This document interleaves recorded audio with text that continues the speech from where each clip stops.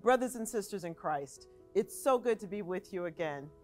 Hopefully you remember I'm Joy D. Calloway, corporate trainer, public speaker, and nonprofit and healthcare executive. You may remember that I was before you some years ago when I was the president and chief executive officer of New Center Community Mental Health Services. We talked a lot about mental wellness. Well, I'm here today talking about the head again, but in a little bit different way. What you may not know is that I'm also a board member for the Epilepsy Foundation of Michigan, and that is why I'm here to talk to you today. In the fall of my daughter Vashti's 5th year of life, I got a frantic call at work from my mom. She said, "Honey, I don't know what's going on, but we're about to take this baby to the emergency room." On that day, I made what should have been a 40-minute drive in rush hour in just under 11 minutes. As I rushed through those sliding glass doors at the hospital in my neighborhood, I saw my baby sitting in a wheelchair, her eyes lolling back in her head. It didn't take a medical degree for me to know that something was happening neurologically, and it was not good.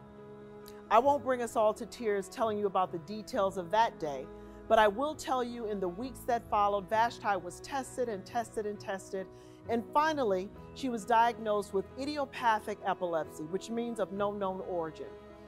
You may not know, but I'm a person that needs answers. I wanted to know what happened and why and how I could fix it.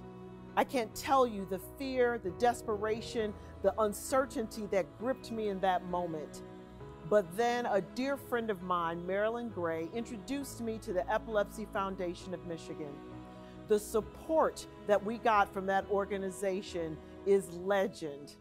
Once I learned that there were people who knew about this disease, they knew how to live and thrive with epilepsy. They taught us how to advocate for Vashti in the school, at her church, in community.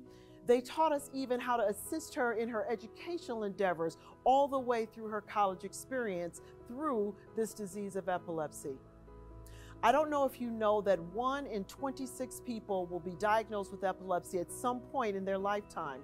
And you can imagine, like other diseases, people of color have health disparities connected with this disease.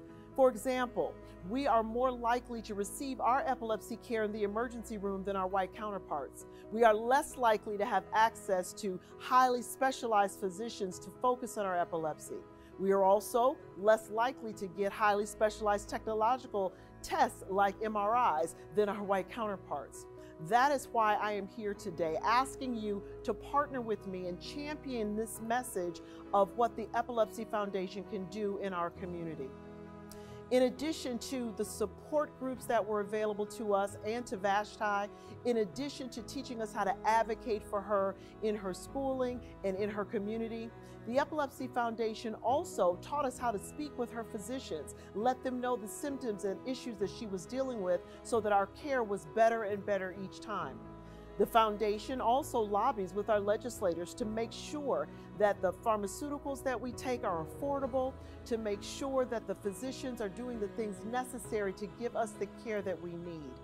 I want our entire community to have access to what is available at the Epilepsy Foundation of Michigan.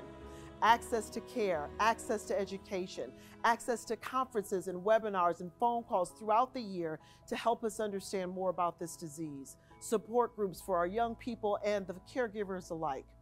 Would you please champion with me and let people know what the Epilepsy Foundation can do for our community?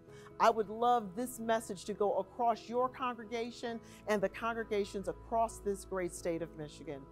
And in case you're wondering, Vashti is now 24. She's doing very well. She's been seizure-free for over 10 years, and she is studying to work with children with epilepsy and autism in special education services.